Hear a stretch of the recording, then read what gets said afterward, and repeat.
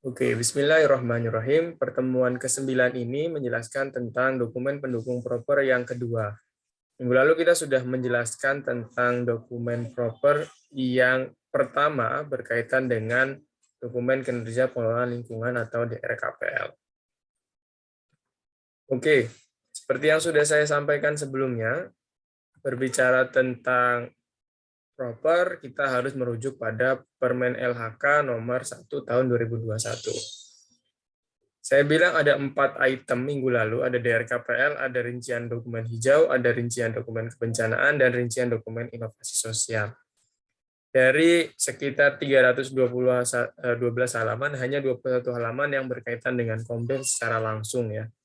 Jadi, saya kembali mengingatkan, saya kembali menekankan bahwasannya teman-teman hanya butuh menghafal 21 halaman di luar kepala tentunya terkait dengan dokumen ini, kalau memang teman-teman ingin berkecimpung di dunia CSR. Saya tidak tahu teman-teman nanti akan memilih jalan apa nantinya ketika lulus, jalan seperti apa yang ingin ditempuh, tapi setidaknya saya ingin sedikit memberikan bekal pada teman-teman secara bekal teknis ya ini, kalau memang teman-teman ingin berkecimpung atau ingin terjun di dunia CSR. Kemarin kita sudah ngomong di RKPL 170 sampai 173 halaman 3 halaman yang ada di Permen LHK ini. Nah, sekarang kita berbicara di halaman 234 sampai 242 atau sekitar 8 halaman yang berkaitan dengan dokumen hijau. Muncul pertanyaan, dokumen hijau itu berarti warnanya hijau ya, Pak? Ya, mungkin saja, tapi tidak juga kan. Sebenarnya dokumen hijau itu artinya dokumen yang harus dipersiapkan sebuah perusahaan agar dokumen tersebut bisa dikatakan atau memperoleh peringkat hijau. Jadi dari biru ke hijau itu perusahaan harus menyiapkan dokumen hijau. Nah, nanti kalaupun dokumen hijaunya nilai maksimal atau nilainya ternyata bagus ya, baik, maka nanti baru nih naik ke hijau gitu ya. Nah, setelah hijau nanti baru dilihat apakah nilainya sesuai dengan rata-rata nasional untuk kandidat emas gitu ya. Kalau sesuai baru naik lagi ke kandidat emas, kemudian baru dapat emas atau baru dilihat secara kualitatif melalui mekanisme penilaian Dewan Proper, sehingga baru nanti ada pertimbangan apakah perusahaan tersebut layak menjadi memperoleh penilaian proper emas atau enggak. Nah, dua dokumen lainnya ada dokumen kebencanaan di halaman 242-249 dan ada dokumen inovasi sosial 249-251. Nah, ini yang saya minta teman-teman nanti coba gali, coba lihat kira-kira apa isinya ya. Nanti rangkuman materi ini teman-teman tulis, kemudian dua dokumen lain coba teman-teman gali dan teman-teman buat rangkumannya, mungkin dalam bentuk tabel, mungkin dalam bentuk deskripsi gitu ya, dengan penilaiannya masing-masing. Silahkan nanti dicari Permen LHK-nya, silahkan dibuka halaman tersebut dan kemudian dirangkum. Oke, selanjutnya ya, ini dokumen hijau itu ada 9 folder ya teman-teman, kalau teman-teman lihat di sini. Karena namanya dokumen ya berarti bentuknya dalam kasus ini soft file ya, tidak dibentuk di print jadi hard file. Nah, kalau teman-teman nanti ditanya apakah teman-teman bisa membuat dokumen hijau, saya pikir setelah perkuliahan ini teman-teman sudah mantap menjawab bisa. Minimal teman-teman bisa membuat foldernya ya. Ada 9 folder di sini. Folder 1 sampai 9, setiap folder diberi nama sesuai dengan ketentuan dari Permen LHK nomor 1 tahun 2021. Ada kebijakan Komdev, ada struktur dan tanggung jawab, ada alokasi dana pengembangan Komdev, perencanaan, implementasi, monitoring dan evaluasi, pelibatan pemangku kepentingan atau stakeholder engagement, hubungan sosial, dan publikasi penghargaan.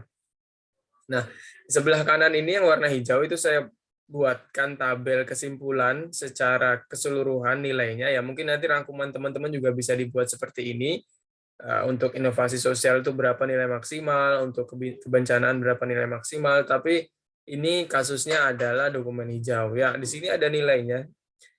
Seperti yang sudah saya sampaikan sebelumnya juga, namanya penilaian itu harus ada standarisasinya, harus ada penilaian secara adil ya, dalam arti dalam artian kita perusahaan harus diberitahu kira-kira item ataupun bagian ini tuh sebenarnya isinya apa sih dan berapa nilainya. Nah, kalaupun sudah perusahaan bisa mengisi, itu nilai maksimal diperoleh dengan ketentuan apa gitu. Ya itu sudah dijelaskan di peraturan menteri. Nah, kadang-kadang kita nggak melihat itu, ataupun teman-teman di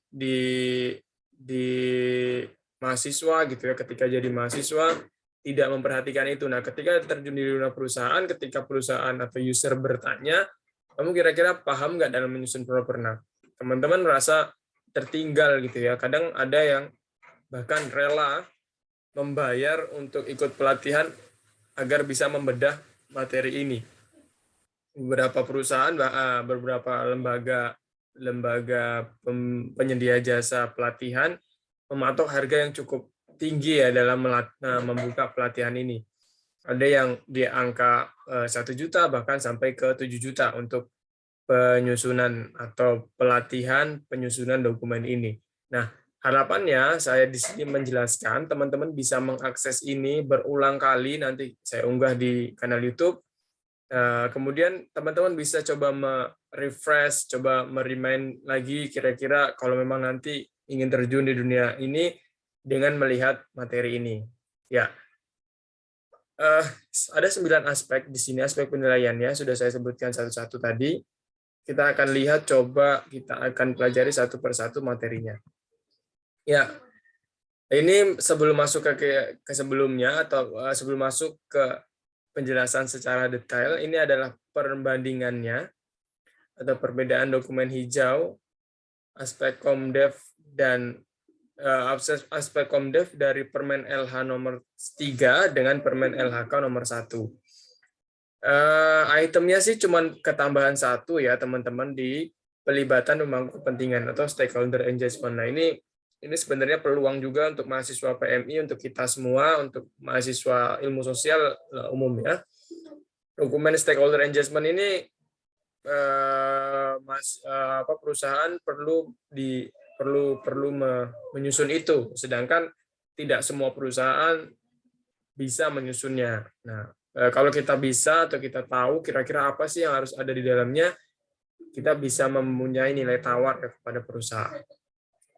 Nah, terlepas dari itu, semua item masih sama, semua aspek penilaian masih sama, cuman ketambahan 1 aspek penilaian, tetapi catatan lainnya adalah terjadi beberapa perubahan penilaian, seperti di perencanaan, ya, pemetaan sosial, Renstra, Renja itu berubah, implementasi juga berubah, monitoring evaluasi berubah, hubungan sosial juga berubah. Nah, itu penilaiannya banyak yang berubah. Tapi kalau untuk aspek penilaian cuma menambahkan 1 item, yaitu stakeholder engagement. Sebenarnya dasarnya sih mudah ya, atau analoginya itu sangat sederhana. Kenapa peraturan atau aspek penilaian ditambahkan? Karena sebuah perubahan sosial, sebuah program pemberdayaan tidak akan bisa dilakukan tanpa adanya pelibatan lintas sektoral, pelibatan berbagai aktor. Nah, dokumen ini sebenarnya menawarkan atau diharapkan dapat mewadahi peran antar aktor tersebut. Jadi tidak ada overclaim gitu ya, tidak ada kelebihan atau perusahaan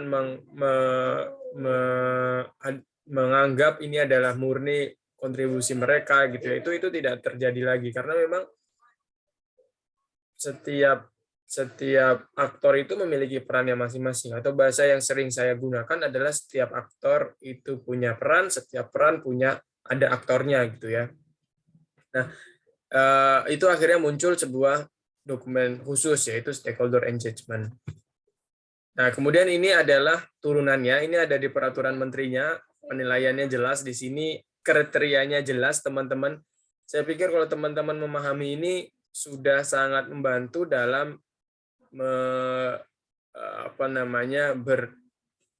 berkecimpung di dunia CSR nantinya gitu ya. Ada 1, 2, 3 ya di slide ini.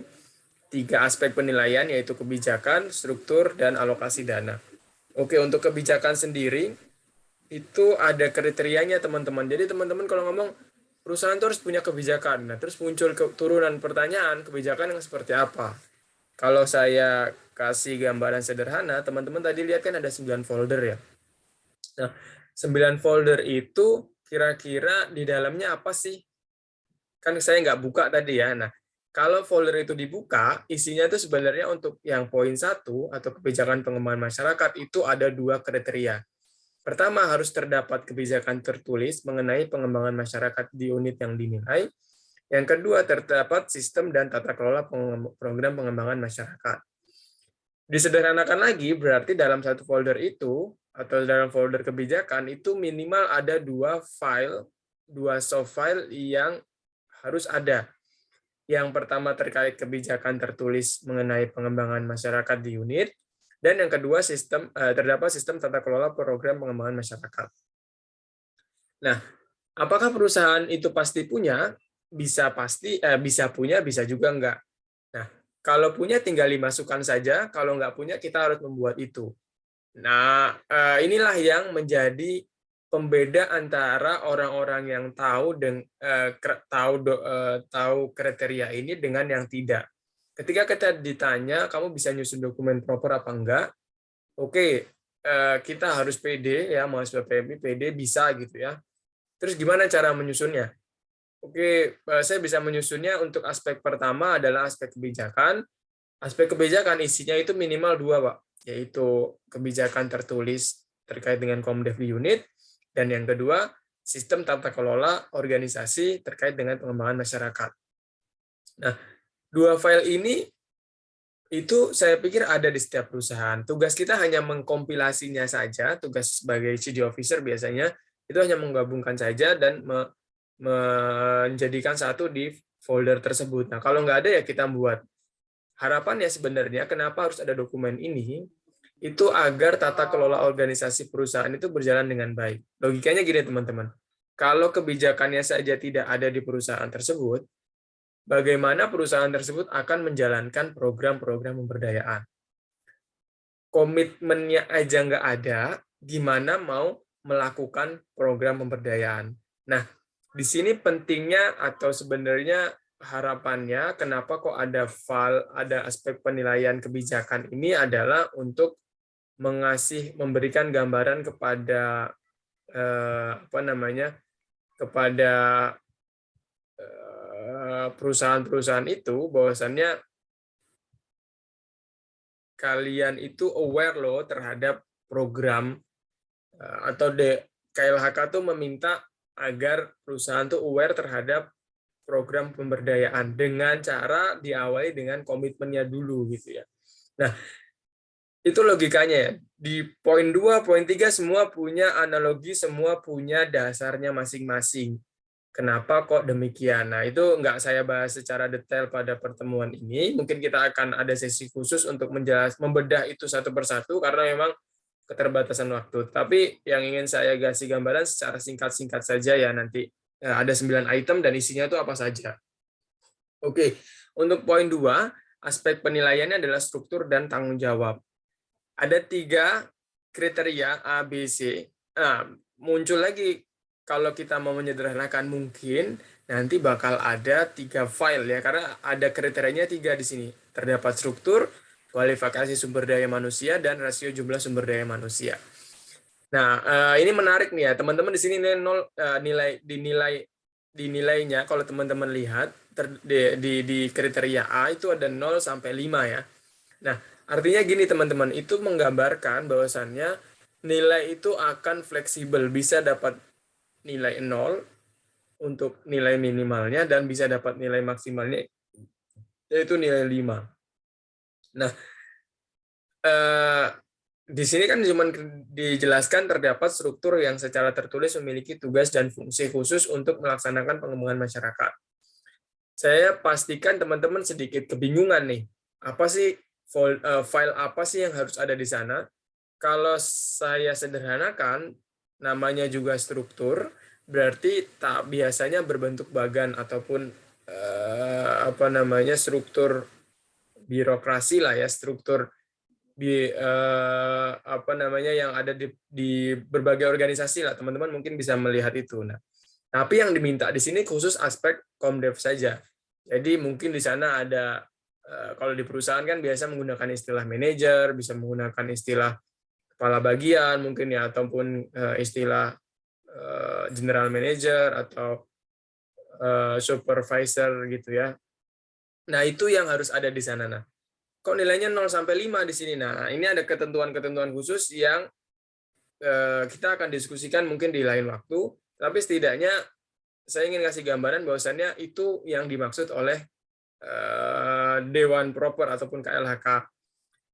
Nah, filosofinya kenapa perlu ada struktur ini? Ya dianggap kalau memang ada struktur ini berarti perusahaan itu setelah dia punya komitmen diturunkan menjadi fungsi tersendiri dalam pelaksanaannya, bukan hanya task force, bukan hanya tim khusus yang menjalankan tim dadakan ya, atau tim kalau bahasanya mungkin tim yang dibentuk untuk melaksanakan CSR saja, atau tim dari fungsi lain diambil kemudian minta tolong untuk ini dijalankan gitu. Nah, itu yang tidak diinginkan oleh Dewan sebenarnya atau oleh KLHK. Harapannya dengan adanya fungsi khusus ini, jadi CSR itu bisa dianggap sebagai sebuah tanggung jawab yang sangat berkaitan dengan core bisnis ya, tidak di luar dari itu.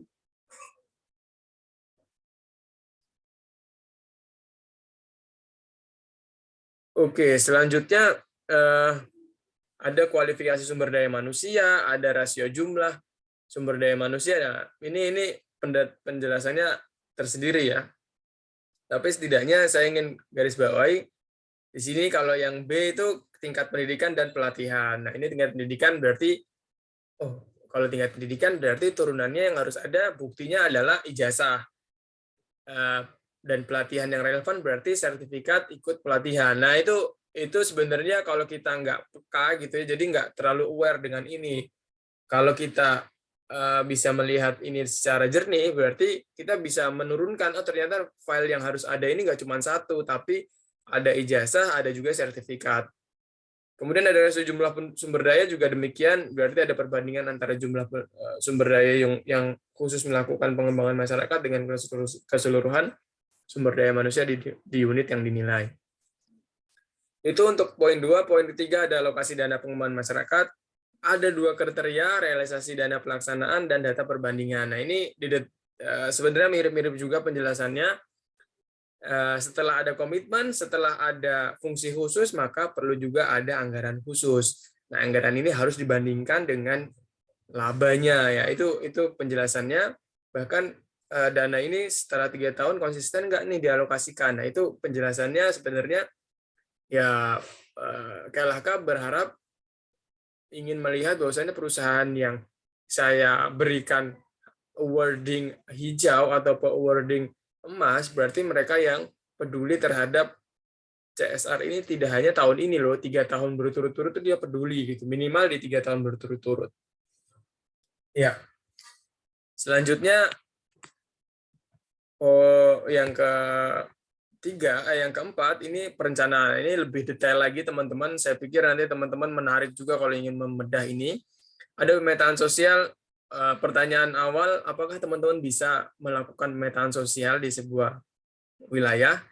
Saya pikir semua teman-teman pasti tahu bahwasannya sebelum melakukan pemberdayaan harus ada asesmen. Nah, asesmen itu sebenarnya mirip dengan pemetaan sosial. Kembali lagi, KLHK berharap setelah mereka komitmen, setelah perusahaan komitmen, setelah ada fungsi khusus, ada dana khusus, perusahaan dalam melakukan pemberdayaan itu harus diawali dengan pemetaan sosial. Nah, ini juga poin sebenarnya teman-teman. Kalau teman-teman memanfaatkan ini, berarti perusahaan butuh pihak luar yang bisa melakukan pemetaan sosial. Nah, teman-teman harus tahu juga cara pemetaan sosial seperti apa. Apa saja sih item pemetaan sosial? Ada 1, 2, 3 kriteria dengan kurang lebih 11 ya, 11 item ini yang menjelaskan terkait dengan dokumen pemetaan sosial. Silakan teman-teman baca, saya tidak menjelaskan secara detail karena memang penekanan yang ingin saya sampaikan bahwasannya teman-teman perlu tahu saja secara general, nanti kalau ingin memperdalam kita bisa diskusi khusus ataupun teman-teman bisa melakukan belajar secara mandiri dengan melihat dokumen KLHK atau Permen LHK tersebut. Ya, ini masih di poin 4 atau aspek penilaian 4, yaitu perencanaan, harus ada renstra dan renja. Ya, ini logika turunan kembali teman-teman. Udah ada komitmen, sudah ada orang yang ngurusin secara khusus, sudah ada anggarannya.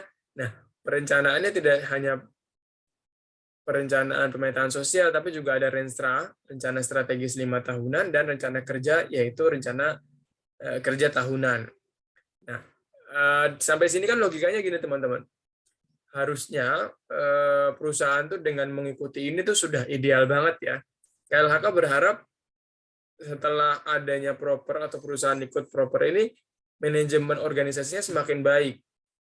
Bahkan untuk merencanakan program saja sudah direncanakan selama 5 tahun. Selama 5 tahun nih, bahkan per tahun juga di breakdown menjadi kegiatan atau menjadi renja. Nah, harapannya sebenarnya di tingkat ini perusahaan bisa menjalankan dengan baik ya ketentuan-ketentuan yang sudah dikeluarkan oleh Permen LHK ini. Ya, nomor 5 implementasi, ini ada yang baru, yang warna biru ini baru sebenarnya, yang tidak ada di sebelumnya. Teman-teman bisa melihat implementasi itu sebenarnya ya tadi sudah ada renjanya. Nah, KLHK juga ingin lihat kira-kira apa yang sudah direncanakan dilaksanakan dengan benar atau enggak ya. Baik itu programnya, indikatornya, jadwalnya, anggarannya, targetnya, itu sudah benar apa enggak. Oh, ternyata benar, ya berarti nilainya maksimal. Nah, terus ada partisipasinya pihak terkait enggak gitu ya, ada pihak-pihak luar yang dilibatkan apa enggak, dapat nilai lagi. Nah, ini ada jumlah presentasi warga miskin yang dientaskan gitu ya. Ini kan sangat mulia ya kira-kira Permen LHK ini. Kalau kita lihat berarti kita cukup melihat dokumen hijaunya perusahaan saja, berarti kan kita bisa tahu berapa persen warga miskin yang dientaskan oleh perusahaan, berapa persen pendapatan warga dari program itu. Jadi hanya dengan itu saja kita bisa melihat banyak hal ya dari perusahaan. Dan itu harapannya KLHK memang sebenarnya. Dan yang keenam ada monitoring dan evaluasi. Ya, tadi setelah ada perencanaannya, setelah ada dokumen implementasinya, maka selanjutnya adalah monitoring dan evaluasi. Di Monef enggak sih programnya? Apa perbaikan dari program perbaikan itu ya, indeks kepuasan masyarakatnya mungkin, terus mungkin ada laporan tertulisnya enggak gitu. Nah, harapannya dengan adanya Monef ini sebenarnya adanya perbaikan-perbaikan secara terus-menerus. Ya, jika ditanya di dalam folder monitoring dan evaluasi itu sekitar ada 11 item nih kriterianya. Berarti ada 11 dokumen kira-kira yang harus dipersiapkan. Kalau teman-teman nggak tahu Permen LHK ini, ya saya pikir teman-teman juga nggak tahu cara menyusunnya. Nah, harapannya hari ini teman-teman jadi tahu ada 11 item. Nanti teman-teman bisa baca secara mandiri atau mengulang melihat video ini kembali. Kemudian nanti kalau ada kebingungan kita bisa diskusi lagi terkait dengan item-item atau kriteria-kriteria yang ada di sini. Nah, tidak berhenti sampai situ, setelah ada Monef, KLHK juga minta nih, kayaknya penting deh stakeholder engagement gitu ya. Tidak adanya ego sektoral gitu ya. Ini juga peluang sebenarnya dengan adanya ini. Artinya perusahaan itu juga butuh aktor-aktor lain terlibat dalam programnya. Secara tidak langsung mau diiyakan atau tidak diiyakan juga, sebenarnya program bisa berjalan itu saya pastikan atau kita bisa memastikan bahwasannya tidak hanya murni kontribusi dari perusahaan, masyarakat terlibat, organisasi masyarakat terlibat, perusahaan lain terlibat, akademisi terlibat, pemerintah terlibat. Nah, harapannya dokumen itu menggambarkan ya pola kerjasama yang ada di perusahaan tersebut. Secara spesifik dia berbicara programnya ya. Dari program satu ini bisa menghasilkan stakeholder engagement yang seperti apa, kepentingan yang terlibat itu punya perannya seperti apa. Di sini mulai ditanyakan lagi dokumennya seperti apa yang dibutuhkan. Ada sekitar 6 kriteria yang harus ada: cakupan aktor, cakupan wilayah, cakupan tema, pendekatan, program, dan hasil stakeholder engagement. Itu menggambarkan keseluruhan dari stakeholder engagement atau kriteria aspek penilaian dari stakeholder engagement. Yang 8, hubungan kerja. Nah, ini lebih dokumen-dokumen yang ada di internal dan berkaitan dengan hubungan masyarakat biasanya. Ada hubungan kerja internal dan hubungan kerja eksternal. Ini saya pikir teman-teman nggak perlu terlalu banyak mendalami hal ini karena memang ini ada fungsi lain yang mengurusi ini. Tapi setidaknya teman-teman perlu tahu bahwasannya tidak hanya menjalankan program, tetapi KLHK berharap perusahaan juga aware dengan hubungan mereka dengan pekerja mereka, hubungan mereka dengan masyarakat sekitar. Ya, ada nggak konflik, ada nggak serikat pekerjanya. Jadi KLHK berharap dengan adanya Permen LHK ini bisa melindungi hak-hak juga dari pekerja gitu ya, meskipun di sini cuman sebatas ada atau enggak dokumen tersebut. Terakhir, publikasi dan penghargaan. Nah, ini yang menarik ya, dan ini peluang. Saya pikir teman-teman juga sudah melakukan itu. Muna, teman-teman yang lain juga sudah melakukan ini. Perusahaan itu setiap tahun harus menerbitkan buku ber-ISBN selama 3 tahun terakhir. Ya, bisa dianggap penilaiannya selama 3 tahun terakhir. Kalau memang itu bisa digeneralkan juga setiap tahun harus mengeluarkan lah. Juga harus ada diseminasi jurnal ilmiah nasional setiap tahunnya. Terus ada penghargaan dari pemerintah ataupun non-pemerintah ya, lembaga non-pemerintah. Nah, ini sebenarnya peluang kolaborasi yang bisa kita manfaatkan. Dan itu sudah mulai saya rintis ya dari 2 tahun terakhir ya mungkin ya. Jadi saya menghubungi perusahaan-perusahaan, kira-kira ada nggak program yang ingin diangkat gitu ya terkait dengan praktik baik perusahaan tersebut. Kemudian kita tuliskan jurnalnya atau mungkin kita tuliskan bukunya. Kita bantu menuliskan bukunya dengan win-win solution ya. Kita nggak harus ke lokasi, teman-teman perusahaan coba carikan dokumen-dokumen pendukung. Carikan data yang kita minta, nanti kita olah, kemudian nanti hasilnya kita serahkan ke perusahaan lagi. Nama teman-teman tertulis di buku perusahaan tersebut terbantukan dalam menyusun dokumen hijau aspek Komdev untuk aspek penilaian, publikasi, dan penghargaan. Dan teman-teman juga bisa tahu kira-kira apa keunggulan dari program-program tersebut. Nah, ini menandakan bahwasannya publikasi dan penghargaan ini menjadikan potensi yang sangat besar untuk kita lakukan kolaborasi. Ya, nah ini terakhir, di halaman terakhir saya ingin menekankan, silakan teman-teman nanti coba lihat dokumen kebencanaan dan dokumen inovasi sosial di halaman 242, 249, dan 249, 251. Dibuat rangkumannya, bisa buat tabel dengan seperti tadi ya, tabel yang seperti di slide sebelumnya, ada aspek penilaian, ada kriterianya, ada nilainya, atau juga bisa deskripsi kira-kira apa yang penekanan yang ingin disampaikan. Silakan teman-teman nanti rangkum itu, selain juga merangkum materi yang saya sampaikan ini. Oke, nanti kita akan lanjut sesi tanya-jawab, tetapi saya akan menghentikan record-nya. Nanti kita lanjutkan dengan sesi tanya-jawab jika memang ada.